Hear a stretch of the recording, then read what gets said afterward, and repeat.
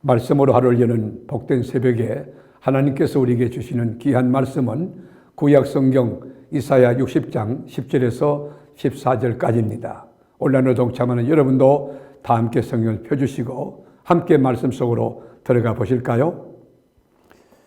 내가 노하여 너를 쳤으나 이제는 나의 은혜로 너를 불쌍히 여겼은즉 이방인들이 내 성벽을 쌓을 것이요 그들의 왕들이 너를 섬길 것이며 내 성문이 항상 열려 주야로 닫히지 아니하리니 이는 사람들이 내게로 이방 나라들의 재물을 가져오며 그들의 왕들을 포로로 이끌어 옴이라. 너를 섬기지 아니하는 백성과 나라는 파멸하리니 그 백성들은 반드시 진멸되리라. 레바논의 영광 곧 잣나무와 소나무와 향양목이 함께 내게 이르러 내 거룩한 곳을 아름답게 할 것이며 내가 나의 발둘 곳을 영화롭게 할 것이라. 너를 괴롭히던 자의 자손이 몸을 굽혀 내게 나오며 너를 멸시하던 모든 자가 내 발 아래 엎드려 너를 일컬어 여호와의 성읍이라. 이스라엘의 거룩한 자의 시온이라 하리라. 아멘. 여러분, 신구약 66권 하나님의 말씀 성경책이 어떤 책일까요? 한마디로 말하면 무능한 자가 유능하게 사는 법, 비주류가 주류로 진출하는 법, 망할 사람이 흥하게 사는 법, 죽을 사람이 살아나는 방법, 이렇게 정의할 수가 있습니다. 이 말을 한마디로 요약하면 역전성의 기수가 되는 법이라고 정의할 수가 있습니다. 이스라엘의 둘째 왕 다윗을 보면 하나님의 말씀 붙들고 말씀대로 순종하며 살았을 때 그의 삶이 파란만장했지만 정말 벽을 치고 바닥을 치고 절체절명의 위기 가운데 거했지만 그 인생이 얼마나 하나님께서 위를 경고케 하고 찬란한 인생을 살게 하셨습니다. 사울왕이 3,000명의 군사를 이끌고 10년 동안 밤낮 추격했지만 하나님이 다윗을 보호하고 지켜주셔서 마침내 이스라엘의 통일왕국의 위대한 성군 다윗이 됐지 않습니까? 우리가 다니엘도 보십시오. 바벨론의 포로로 끌려갔지만 당시 세계 강국이었던 바벨론의 수총리가 되지 않습니까? 그가 하나님의 말씀 지키기 위하여 신앙을 지키기 위하여 비록 사자굴 속에서 떨어졌지만은 하나님이 그의 위를 경고케 하고 보호해서 그를 역사의 큰 인물로 등단시켜 빛나게 하는 정말 자존감이 높은 인생으로 세웠지 않습니까? 우리가 바사 왕국의 문지기였던 모르드게 하찮은 사람이었죠. 문지기. 그러나 바사 왕국의 제2인자였던 하만이 그를 죽이려 했고 유대 민족을 다 죽이려 했지만은 하나님의 뜻대로 말씀 붙들고 죽으면 죽으리라 금식하고 기도하며 나갈 때에 에스더와 더불어 유대 민족을 구원하는 불임전의 주인공이 되지 않았습니까? 오늘 본문도 주목해 보십시오. 하나님의 징계로 바벨론에 완전히 망한 이스라엘 민족들을 향하여 주시는 희망의 메시지예요. 너희들 지금 바벨론에 완전히 초토화되고 망했지만 회복을 시켜서 영광나라, 영광스러운 빛나는 위대한 나라를 만들겠다는 하나님의 약속이에요. 역전시키겠다는 것이에요. 우리가 10절 한번 볼까요? 내가 노하여 너를 쳤으나, 그러니까 하나님 뜻대로 살지 않고 범죄하고 불순종한 너희들 내가 쳤으나 이제는 나의 은혜로 너를 불쌍히 여겼은즉 이방인들이 내 성벽을 쌓을 것이요 그들의 왕들이 너를 섬길 것이며, 전에는 너희들이 너무 엉망으로 불순종하고 불신앙하고 그리고 하나님의 뜻을 어기고 죄악 가운데 살기 때문에 내가 노하여서 너를 쳤으나 이제는 나의 은혜로 너희를 불쌍히 여겼은즉, 여러분, 역전성의 비결 원리가 뭐죠? 하나님의 은혜입니다. 하나님의 자비, 하나님의 긍휼히 여기는 거예요. 어떻게 해야 우리 하나님이 우리를 불쌍히 여길까요? 어떻게 해야 하나님이 우리를 긍휼히 여기고 자비를 베풀어 줄까요? 그거는 천부여 의지없어서 손들고 옵니다. 회개하고 가슴 찢고 여러분 통에 잡아가고 하나님께로 돌아올 때 하나님이 우리에게 은혜를 베풀고 긍휼히 여기시는 것이에요. 우리가 하나님 앞에 돌아와서 하나님의 긍휼을 입으면 역전성의 기수가 되게 하는데, 구체적으로 역전성의 그 열매가 뭡니까? 첫째로는 이방인들이, 하나님을 모르는 사람들이 성벽을 쌓고 그 왕들이 이스라엘을 섬기도록 하신다고 약속해 주었어요. 바벨론 포로에서 예루살렘으로 돌아온 이스라엘 민족들이 맨 먼저 한 것이 뭡니까? 예루살렘 성벽 재건입니다. 근데 성벽 재건할 때 이방인들이 막 싸우려고 했지만은 느헤미야가 그걸 반대했어요. 그래서 직접 거기 가담하지 않았지만 예루살렘 회복에 그리고 재건의 역사는 이방인들이 방해하지 않고 도와줌으로 가능한 것입니다. 그러므로 하나님의 말씀이 이루어진 것입니다. 하나님은 하나님을 전혀 알지 못하고 그리고 모르는 바사의 고레스 왕을 통해서 하나님의 일을 진척하고 하나님의 일을 완성하셨어요. 바벨론을 정복한 다음에 칙령을 내려서 포로로 잡혀온 유대 민족들을 예루살렘으로 내려보냈습니다. 돌려보냈습니다. 왜요? 무너진 성벽을 재건하라고. 놀라우지 않습니까? 하나님을 모르는 바사왕 고레스가 어떻게 이런 일이 가능할까요? 여러분, 이건 하나님의 역사입니다. 그러나 하나님이 택하고 하나님의 역사와 이적을 많이 나타내시고 하나님께서 현존하시는 그 역사를 보여줬던 이스라엘 민족들, 선민들은 어떻습니까? 이사야 1장 3절에 보면 소는 그 임자를 알고 나귀는 그 주인의 구유를 알건만은 이스라엘은 알지 못하고 나의 백성은 깨닫지 못한다 하셨도다. 여러분, 소도 임자를 안다는 거예요. 나귀도 자기 주인의 구유를 안다는 거예요. 그러나 하나님이 택함 그리고 독생자 예수까지 십자가상에 내주어서 대속제물이 여기신 그 크신 하나님의 사랑 깨닫지 못하고 알지 못하고 여러분 우둔하다는 거예요. 그뿐만입니까?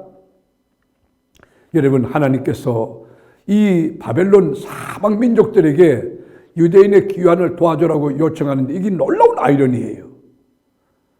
바사왕 고레스가 칙령을 내려서 유대 민족 해방령을 내린 것도 기적이지만 바벨론 사방에 동서남북 사방에 있는 민족들에게 유대인이 돌아가는 길을 막지 말아라. 그 귀환을 도와주라고 요청합니다. 에스라서 1장 6절에 보면 그 사면 사람들이 은그릇과 금과 물품들과 짐승과 보물로 돕고 하나님의 백성들을 도와주는 이 놀라운 기적 아닙니까? 그 외에도 예물을 기쁘게 드렸더라. 여러분, 이방인 고레스 왕이 어떻게 이런 칙령을 내릴 수 있을까요? 그것은 하나님의 종 예레미야에게 하나님께서 말씀하신 입술을 통하여 선포하게 한 그 말씀을 이루려고 하나님이 바사왕 고레스의 마음을 감동시키신 것입니다. 이 말은 하나님의 말씀은 그대로 이루어진다는 것이에요. 하나님의 말씀을 믿고 살아가면 그 말씀이 내게 임할 것이고 그 말씀대로 살아가면 우리 가정에 그 말씀이 임할 것이고 그 말씀대로 살아가면 우리 교회에 그 말씀이 임하는 거예요. 가장 큰 축복은 말씀이 임하고 말씀이 이루어지는 거예요. 오늘 말씀으로 하루를 여는 이 새벽을 시청하는 여러분에게 지난주 선포했던 말씀을 그대로 믿고 살아가는데 말씀 그대로 이루어지는 역사가 있기를 축복합니다. 우리 에스라 1장 1절도 볼까요? 바사왕 고레스 원년에 여호와께서 예레미야의 입을 통하여 하신 말씀을 이루게 하시려고. 그래요. 고레스 왕 원년에 하나님께서 예레미야의 입을 통하여 하신 말씀을 이루게 하시려고 그렇게 강단에서 하나님 말씀이 선포될 때 그 말씀을 누가 이루신다는 거죠? 하나님이 이루시는 것이에요. 믿음을 선포하면 믿음대로 되어지고 여러분 말씀에 순종을 선포하면 순종하는 자에게 그대로 말씀이 임하는 거예요. 그래서 바사왕 고레스의 마음을 감동시키시며 말씀을 이루시기 위하여 하나님을 모르는 바사왕 고레스의 마음을 감동시켜 흥분시켜서 그가 온 나라에 공포도 하고 조서도 내려 이르되 여러분 유다를 침략하고 빼앗고 죽이던 원수들이 해방령을 오히려 내리고 기국을 돕고 탈취한 성전 기물을 돌려주고 성벽과 성전을 재건하라고 많은 목재와 은금 보화를 주고 짐승들을 보내주었습니다. 놀라운 역사 아닙니까? 하나님의 말씀을 믿고 하나님의 말씀을 붙들고 기도하고 말씀대로 순종하며 사는 여러분에게 이런 기적의 역사가 지금부터 천국 가는 날까지 경험될 수 있기를 축원합니다. 그뿐 아니에요. 하나님의 백성들에게 평안과 재물의 복을 막 더해 주시는 거예요.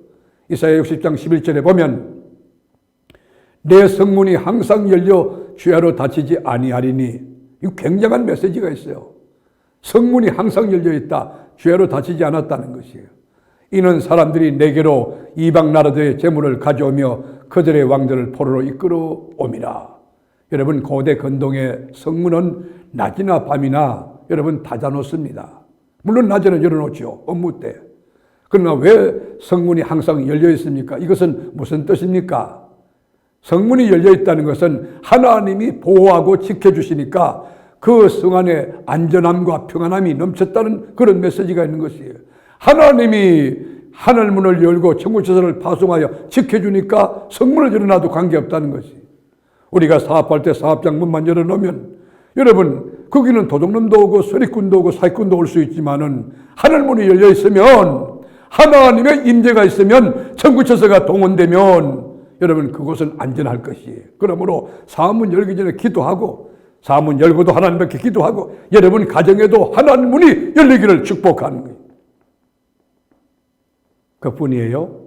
왜 문을 항상 열어놓았을까? 이방인들이 실수 없이 재물을 가져오기 때문에 이방인들이 왕들이 막 포로가 돼가지고 들어오기 때문에 성문을 닫을 수가 없다는 것이에요. 11절 보세요. 내 성문이 항상 열려 주야로 닫히지 아니하리니 얼마나 감동입니까? 얼마나 감격입니까? 이는 사람들이 내게로 이방 나라들의 재물을 가져오며 그들의 왕들을 포로로 이끌어 옴이라. 그뿐 아닙니다. 성전을 영화롭게 한다는 것이에요. 하나님이 계신 곳, 거룩한 곳, 예배와 찬양과 간구와 친구가 있는 교회 공동체를 하나님이 영광을 받으시고 아주 복되게 영화롭게 하신다고 약속해 주었어요. 이사야 60장 13절 보면 레바논의 영광 곧 잣나무와 소나무와 향량목이 함께 내게 이르러 내 거룩한 것을 아름답게 할 것이며 내가 나의 발둘 곳을 영화롭게 할 것이니라. 여러분 하나님의 영광이 넘치는 교회 얼마나 감격입니까? 나는 우리 교회가 예배드릴 때마다 주의 영광의 임재, 하나님의 역사, 이적, 주님이 기뻐 받으시는 그 놀라운 이 장이 되어서 성도들이 막 감동하고 감격하고 성령이 막 물부터 역사 속에 이 몸에 병든 자가 와서 치유받고 죄 문제가 해결받아 속죄의 은총을 감격 노래하고 개인 문제, 가정 문제 다 해결되고 여러분 자녀가 잘 되는 역사가 영광스러운 제단을 통하여 예배를 통하여 일어날 수 있고 경험될 수 있기를 축복합니다. 그러면 하나님이 어떻게 영화롭게 하시느냐? 하나님은요 죄를 소탕하는 것이에요. 죄의 여러분 심판의 원인을 제거하는 거예요. 심판을 통해서. 이사야 60장 12절에 보면 너를 섬기지 아니한 백성과 나라는 파멸되리니 그 백성들은 반드시 진멸되리라. 하나님의 말씀을 거역하고 어기는 백성들을 하나님이 심판을 통하여 영광을 거두신다는 거예요. 하나님이 하나님 되심을 입증하신다는 것이에요. 또 하나는 역전의 승리를 통해서 영화롭게 하신다는 것입니다. 14절에 보면 너를 괴롭히는 자의 자손이 몸을 굽혀 내게 나오며 너를 멸시하던 모든 자가 내 발 아래 엎드려 너를 일컬어 여호와의 성읍이라 이스라엘의 거룩한 이의 시온이라 하리라. 여러분을 괴롭혔던 그 사람 바로 유대민족을 괴롭혔던 바벨론 그의 자손들이 몸을 굽혀 유대민족 앞에 나오며 또 너를 여러분 멸시하던 그 사람들 네 발에 엎드리는 그 역사 유대인들을 막 멸시하던 그런 사람들이 발 앞에 엎드려 왕까지 전부 포로로 잡혀오고 성문을 열어놓고 여호와의 성읍이라 하나님이 택한 백성이라 거룩한 이의 시온이라 그렇게 한다는 것이에요. 우리가 여러분 성경을 읽어보면 그 바벨론 왕이 쳐들어와서 예루살렘을 초토화시킬 때 성전이 파괴되고 불사르고 기물들 다 훔쳐갔어요. 그리고 유대왕 시드기야의 여러분 그 두 아들을 왕이 보는 앞에서 죽였어요. 그리고 시드기야 왕의 두 눈을 뽑았어요. 그리고 왕을 스스로 꼭 묶고 결박해서 바벨론으로 끌려가요. 여러분 얼마나 수치스럽습니까? 두 아들 다 죽었지, 눈이 뽑혔지, 여러분 결박돼서 끌려가지, 짐승 취급받고 욕을 받으면서 구두발길에 차이가며 끌려가는 그 모습 보세요. 그럴 때 그들이 뭐라고 한지 아세요? 하나님이 어디 계시냐고. 하나님이 살아계시면 유대 백성들을 이대로 주니 왕, 너희들의 왕 이렇게 됐다고. 그런데 여러분 그렇게 바닥을 쳤던 그 상황을 하나님이 역으로 뒤집어 주시는 것이에요. 어떻게 뒤집어 줬느냐? 14절을 다시 봅니다. 너를 괴롭히는 자의 자손이 몸을 굽혀 내게 나오며 너를 멸시하던 모든 자가 네 발 아래에 엎드려 너를 일컬어 여호와의 성읍이라 이스라엘의 거룩한 이의 시온이라 하리라. 여러분 예수 믿는 것이 뭡니까? 하나님의 말씀에 순종함으로써 안들게 되어지고 바닥을 쳤던 사람이 정상에 높이 올라 위가 견고해지고 주의 영광이 드러나고 뿌리라부지 높아지는 역전성의 기수가 되어 낯가달게 이웃들도 가족들도 모두 복되게 하는 축복의 통로가 되는 것 아니겠습니까? 사랑하는 교우 여러분, 여러분은 하나님의 사람입니다. 오늘 유대민족을 짓밟았던 바벨론 완전 초토화시키는 그 고레스 왕을 통해서 하나님의 놀라운 비밀이 역사에 이루어지는 예레미야 선지를 통해서 이래 말씀했던 그 말씀이 이루어지는 기적을 보았듯이 오늘도 말씀을 탁 가슴에 안고 도저히 이성적으로, 인간적으로, 경험적으로, 상식적으로 안 될 문제지만 하나님은 살아계신다. 이 말씀대로 내 인생이 되어질 거고 우리 가정도 그렇게 되어지고 진행될 거고 우리 자녀도 주 안에서 말씀 쫓아 순종하는 우리 자녀 하나님이 책임져서 귀하게 들었을 기다 믿음을 가지고 여러분이 바로 역전성의 기수가 되는 이 진리에 합당한 주인공이 되기를 주님의 이름으로 축원합니다. 주님, 우리는 현상학적 증거에 포로되거나 낙심하거나 좌절하거나 위축되지 않게 하시고 역전성의 기수가 되게 하시는 하나님을 믿고 그 말씀에 순종하며 하나님의 때를 기다리고 겸손하게 하나님의 영광과 주의 나라를 구해서 전진하고 또 참고 인내하고 하나님의 나라가 이루어지는 삶을 살다가 주님이 내 인생을 뒤집어서 너무 기름지게 하고 복되게 하고 감격하게 하고 기쁨이 충만케 하는 그런 역사가 우리 삶의 보편화 일상화되게 하여 주시옵소서. 우리를 죄 가운데서 건져주신 나의 구주 내 사랑하는 예수님의 이름으로 기도드립니다. 아멘.